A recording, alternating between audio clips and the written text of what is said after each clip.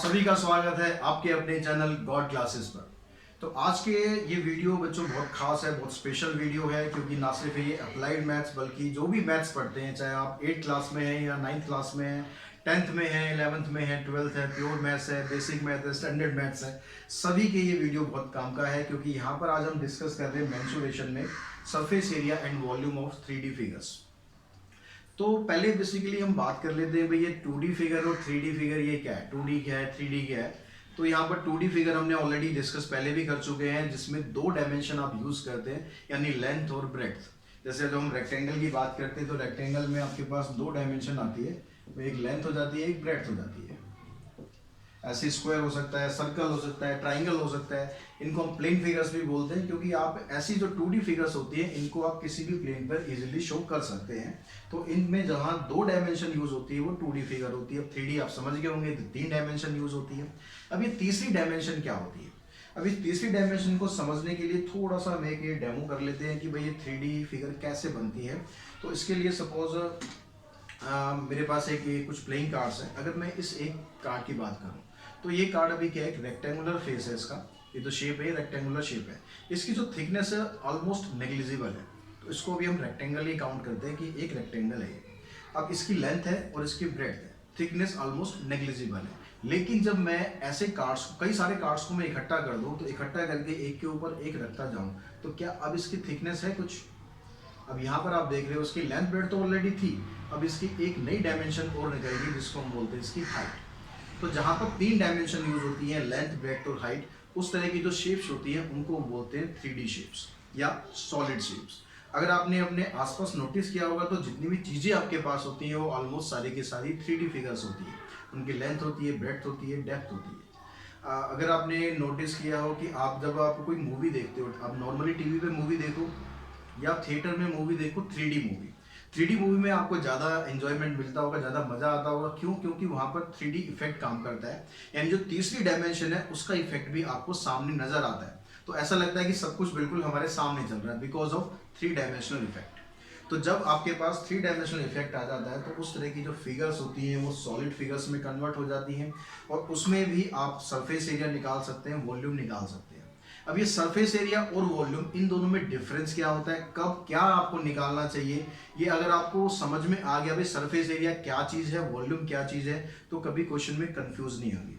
तो पहले हम सरफेस एरिया की बात करते हैं। जैसे हमारे पास ये रेक्टेंगल है, रेक्टेंगल में अगर जो हम इसका एरिया निकालते हैं, एरिया हो गया इसका लेंथ इनटू ब्रेड्थ। अब ये एरिया क्या है, जितना स्पेस ये इस प्लेन पर ऑक्यूपाई कर रहा है, जितना हिस्सा ये इस पर घेर रहा है, तो वो इसका एरिया हो गया।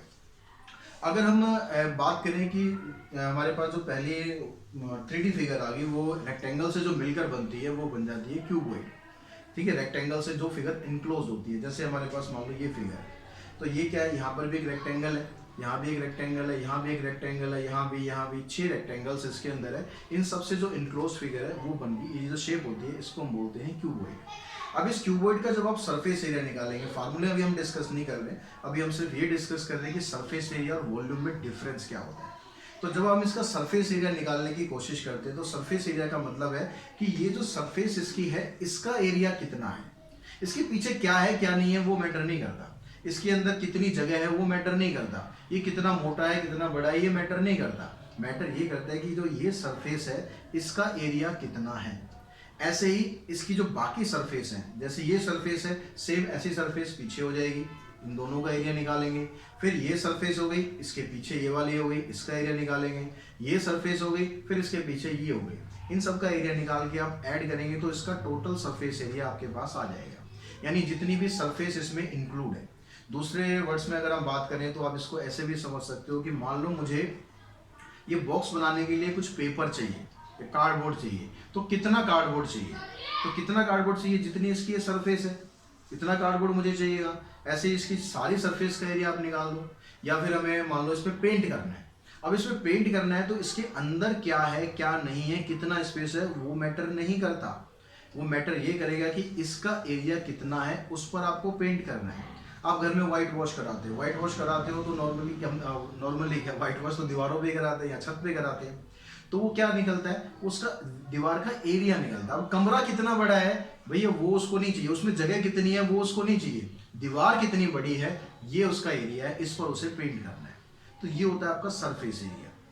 जब हम बात करते हैं वॉल्यूम की, अब जैसे ये बॉक्स है, अब इस बॉक्स में कितनी जगह है, इसको अगर मैं यहाँ से खोल रहा हूँ, इसके अंदर कितनी जगह है, इसके अंदर मैं कोई चीज कितनी डाल सकता हूँ, इसकी कैपेसिटी कितनी है, कितनी जगह इसको चाहिए रखने के लिए। अगर मैं रेक्टेंगल को रख रहा हूँ तो रेक्टेंगल तो एक फ्लैट सरफेस है, उसको मैं यहाँ रख दिया। अगर मुझे ये इसको यहाँ रखना है तो मुझे इसकी हाइट भी चाहिए ना, इसकी डेप्थ भी मुझे यूज करनी है। तो इसको कितनी जगह चाहिए, कितना स्पेस ये घेरता है, the space occupied by object is called its volume. ठीक है, तो यहाँ पर इसके अंदर कितनी आप चीज डाल सकते हो, कितनी इसकी कैपेसिटी है, या इसमें आप कितना सामान रख सकते हो, इन सब चीजों के लिए हम क्या फाइंड करते हैं, इसके अंदर जगह कितनी है, या इसके अंदर एयर कितनी है। जिस रूम में हम खड़े हैं यहाँ पर एयर कितनी है, तो जितनी इसके अंदर वही जगह है उतनी इसके अंदर एयर है। अब उसमें दीवारों का कोई काम नहीं है कि भाई दीवार का जो एरिया वो कितना, उसका कोई काम नहीं है, इसके अंदर जगह कितनी है उसका काम है। तो वो होता है हमारा वॉल्यूम। तो सरफेस एरिया कहाँ निकालना है, वॉल्यूम कहाँ निकालना है, बहुत इंपॉर्टेंट चीजें हैं, आपको समझ में आनी चाहिए। अब इसके जो फार्मूलेज है, फार्मूलेज को हम डिस्कस कर लेंगे। डेरिवेशन अभी हम यहाँ नहीं कर रहे हैं इस टॉपिक में, डेरिवेशन के लिए मैं अलग वीडियो बनाऊंगा, लेकिन यहाँ पर हम सिर्फ डिस्कस करेंगे क्या इसके फार्मूले होते हैं, कैसे आप उन फार्मूलों को याद रखेंगे, आपको मतलब फार्मूला बस समझना है अभी। ठीक है, डेरिवेशन हम किसी और वीडियो में बात करेंगे। तो सबसे जो पहली फिगर हमारे पास आती है, सबसे पहली फिगर सॉलिड फिगर्स में से वो बनती है क्यूबॉइड। ऑलरेडी आप अवेयर होंगे इसके बारे में, क्यूबॉइड के बारे में। ठीक है, जो अभी ये शेप में आपको दिखा रहा था ये क्यूबॉइड ही है। जब लेंथ ब्रेड्थ और हाइट तीनों अलग सेम ना हो तो उसको हम बोलते हैं क्यूबॉइड। तो क्यूबॉइड को जब आप पेपर पे दिखाते हैं तो इस तरह से आप इसको शो कर सकते हैं। क्यूबॉइड हो गया यहाँ पर। अब इसमें इसकी लेंथ है, ये ब्रेड्थ है और ये हाइट है। अब यहाँ पर भी देखो, जब आप एरिया निकालते हैं तो इसमें दो तरह के एरिया आपको निकालने होते हैं। एक तो हम बोलते हैं कर्व या लेटरल सरफेस एरिया।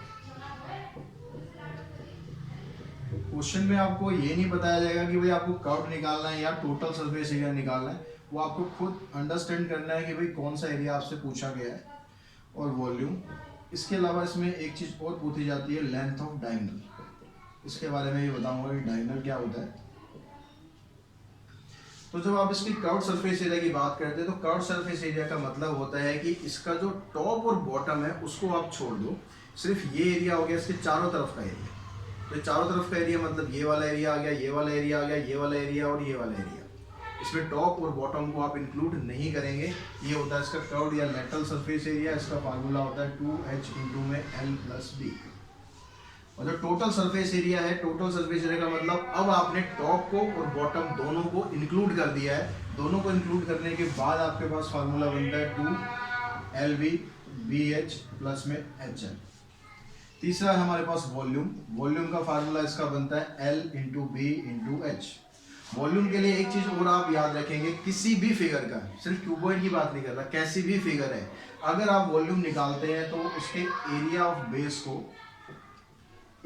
बेस को हाइट से मल्टीप्लाई कर देते हैं तो हमेशा उसका वॉल्यूम आपको निकल जाएगा।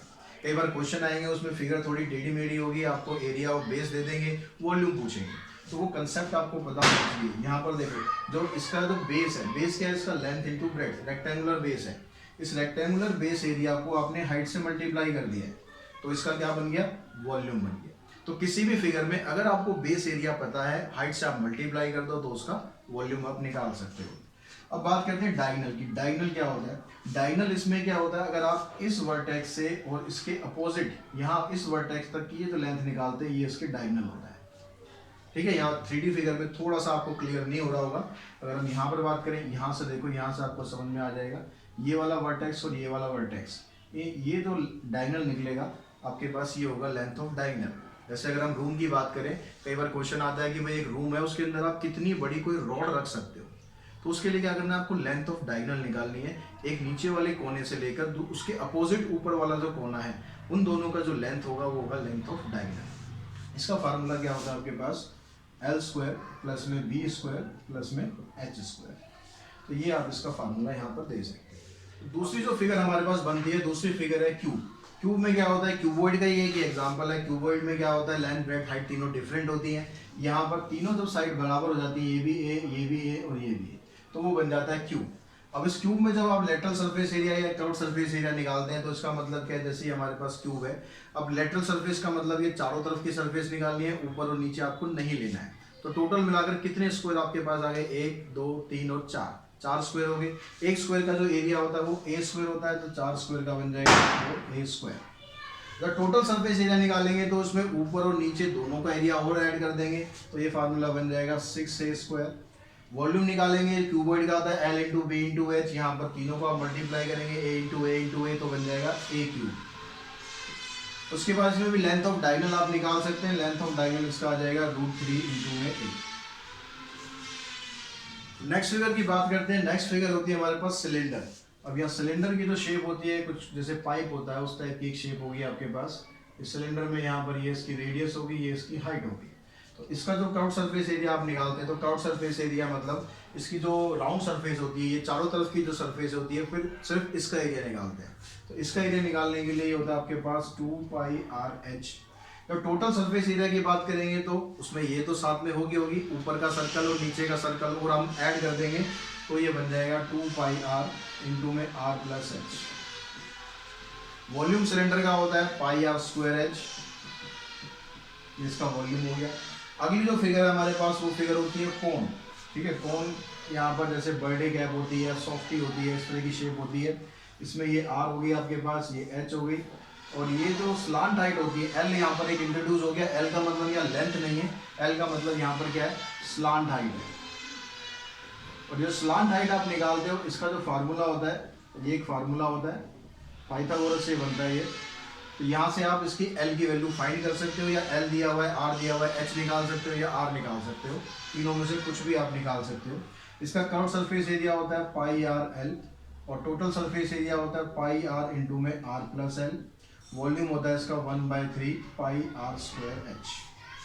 तो इसके बाद यहाँ पर दो फिगर आपके पास और होती हैं।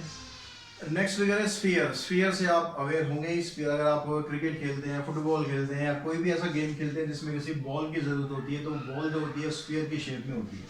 स्क्वायर और स्फीयर एक जैसे से लग रहे हैं, तो इसको अलग दिखाने के लिए आप यहाँ पर एक इस तरह से लाइन दिखा दो। ये इसकी डेप्थ का फील आपको कराती है कि ये स्फीयर है। तो इसका जो कर्व्ड सरफेस एरिया होता है ये 4πr² होता है। जो टोटल सरफेस एरिया ये भी यही होता है, क्योंकि जब आप स्फीयर को लेते हो, बॉल को लेते हो, तो वो चारों तरफ से राउंड होती है। तो चारों तरफ से राउंड होती है, इसका मतलब जब आप इसका सरफेस एरिया निकालोगे कर्व, तो पूरा एरिया निकलेगा। और टोटल भी इसका यही है, क्योंकि यहाँ पर कोई टॉप बॉटम तो है नहीं। तो इसका जो curve surface area, total surface area दोनों सेम होते हैं। वॉल्यूम इसका होता है 4/3 πr³। जो हेमिस्फीयर, हेमिस्फीयर का मतलब जब आप इसको हाफ कर दो, मान लो बॉल को आपने बीच में से काट दिया, काट के आपने एक बाउल टाइप बना दिया, तो ये बन गया एक हेमिस्फीयर। अब इसमें क्या होता है, जो कर्व सरफेस एरिया होता है वो तो आप इसका हाफ कर देंगे सीधा 2πr²।